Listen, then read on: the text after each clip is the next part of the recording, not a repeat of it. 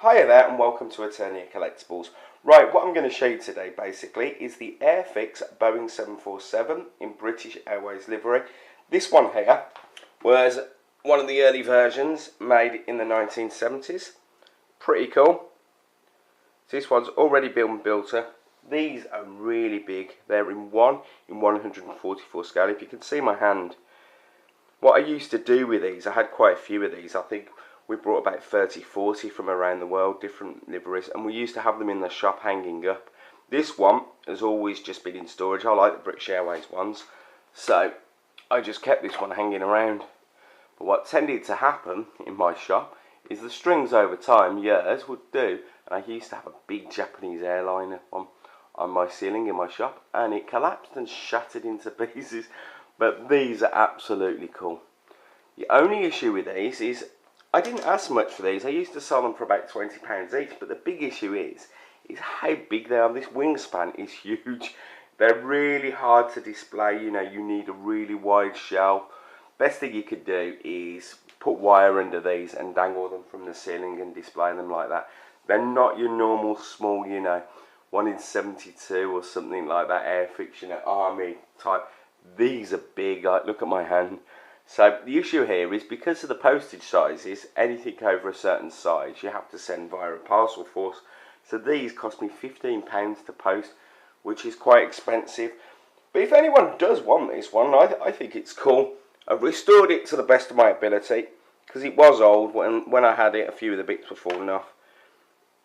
The only thing missing, what I can see, if I remember rightly, is a tiny little plastic little thing somewhere. Can't even see where it is. It's so minor. Yes, a tiny little piece just here. Little tiny little plastic bit. But it's actually made pretty well. It's not airbrushed, it's actually hand painted.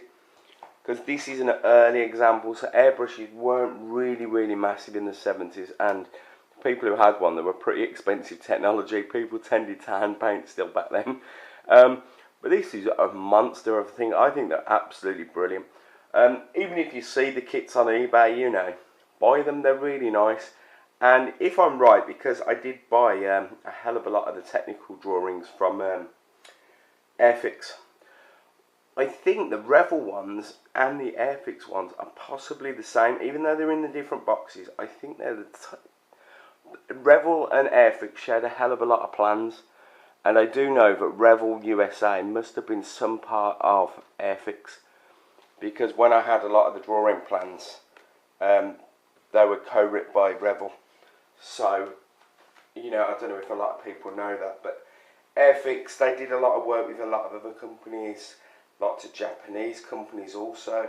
And I'm not sure if they shared ideas, stole them, but I know when I got the plans, a lot of the Tamiya stuff was actually in the Airfix archives. So, you know, maybe just having a sneak as well.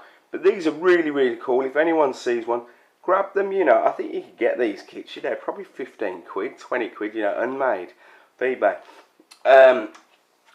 Breeding like that, a hell of a lot of work has gone into this. You know, if you actually put the man hours which went into this, even the restoration, putting it back together, probably took me 2 or 3 hours. But what I'll do, if anyone does want this, I'll stick it on my website. I'll put a link, you know, at the bottom. I don't know, 20 quid, something like that sounds like a fair price. But just bear in mind, it is going to cost a lot of money to post. And it's not because I'm ripping anyone off. It's the wingspan. I literally have to put it in, I don't know, a box which is literally around 2 foot in size, square. So it's quite a big box. And then I have to put all the polystyrene around the wheels. But really cool model. Anyway, thanks for looking. Please like, comment, subscribe, and check out Eternia Collectables. We do have a lot of model kits and old bits and bobs like that, and I do have a lot of broken ones of these. I'm just not sure what to do with them. I might put them on my other YouTube channel and do some special effects and blow them up and things like that, because they're not quite perfect. As I said, I don't know if I said this, I used to have a shop, a big collectibles shop, and I used to have them hanging from the ceiling. And some of the strings one day broke, and they literally fell off the roof and hit the floor and just smashed into pieces. Shame really, because one of them was a really nice Japanese airline, one of these which is pretty rare colours. But if I put this video on, if anyone messages me regarding, I think I've got 2 Boeing 747, one in Japanese, one might be Canadian Airlines. There's spares or repairs, and I think there's a few small ones. I think there's a Aero Mexico, some old plane. There's a few for spares and repairs. If anyone's interested in anyone's damage, and don't mind paying the postage, because I said it's going to cost a good £15 in the UK. Overseas it costs crazy amount. I wouldn't even ask. You know, inbox me, put a message. You know, if anyone is interested, and I'll get back to you. Thanks for looking. Bye bye.